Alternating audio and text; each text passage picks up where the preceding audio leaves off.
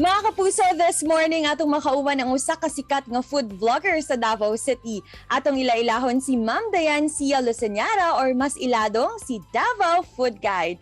Maayong buntag Ma'am Dayan, welcome dito sa At Home with GMA Regional TV. Kamusta po kayo? Hi Resi, maayong buntag. Thank you sa pag-invite sa kuha diri sa show nimo. Nalipay gud ko nga na ma-feature ko diri o kanang pakita sa TV.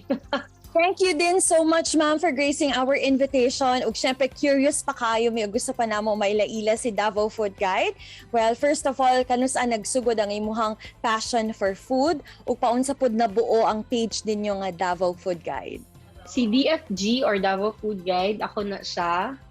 I am Dayan Cia Luceniara, a food lover, a mom of two, and a former social media and search engine optimization specialist. Pero karon, full-time nako as content creator with my husband. Gikan sa lingaw-lingaw lang karon, everyday na gyud namo ni ginahimo. Nagsugod gyud akong hilig sa food tungod lami mo luto akong mama ug papa. Ingon pa nila it runs in the family kay akong lolo dati na ay Chinese restaurant and akong lola sa tuhod dating kusinera sa isa ka president sa una pagyud kaayo. Ang Davao Food Guide, gihimo ni siya sa ako ang husband. Kung uyab pa mi sa una way back 2010. And then after that, mga 2017, saka pa namo siya na active. Lingaw-lingaw lang yun dati at tumig restaurant, magkaon, mag-post, then tungod sa kusog niya, gina-invite nami, hantod karon full-time job na gyud namo siya with my husband. Kami nagyuduha. So syempre, after you've launched already the Davao Food Guide, unsa pud ang inyong mga challenges na naagyan? So, challenges, well, sa una, because lingaw-lingaw lang, on our free time na ko maka-add to sa mga restaurants, and then, nahimo siyang very in demand, na naabot ang point na sige na lang ko ganda time sa akong regular work. Hantod na nag-decide ko na i-give up na lang yun akong work for DFG because ambi magod sa mga tao ingana kadali ba magkaon lang and then mag-post but it really takes time na mag-make og content, mag-take og photos and syempre dapat gwapo imuhang mga masulat, di ba? And ma-interpret ni mong tarong kung sino mong nakaon.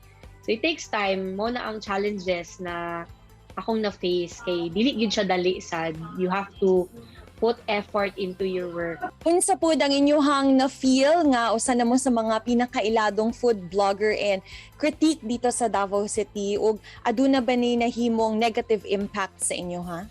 I feel really grateful, Resi, and honored na I'm trusted by my fellow Davaoenos when it comes to their food destinations. Wala gyud ko nagdahom na maabot ko diri and one day isa ko sa madako na food blogger sa Davao. Ako alang yung aim dati was to help out restaurants and also to share my love for food. And karon naana ko diri, I really feel it's God's blessing and God's grace na nahimo ming Davao's top food blogger. Ang negative impact should Resi, no, ingnan tinuod.